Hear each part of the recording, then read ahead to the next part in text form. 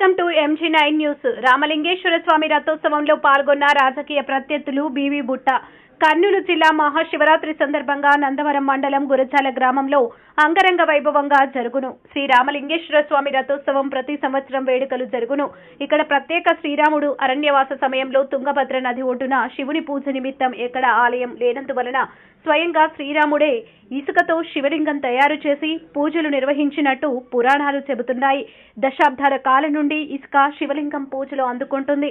శివరాత్రి సందర్భంగా ప్రత్యేక పూజలకు ఎమ్మిగనూరు నియోజకవర్గ రాజకీయ ప్రముఖులు ఉత్సవంలో భాగంగా రాజకీయ ప్రత్యర్థులు TDP in-charge doctor B V Jayanageswarareddy, YCP in-charge Butta Renuka ఇద్దరు ప్రత్యర్థులు ఒకే చోట ఒకే సమయంలో ఎదురెదురుగా శ్రీ రామలింగేశ్వర స్వామి ప్రత్యేక పూజలు నిర్వహించి స్వామివారిని రథోత్సవంలో పాల్గొన్నారు. MG9 న్యూస్ తో విలేకరి గౌస్.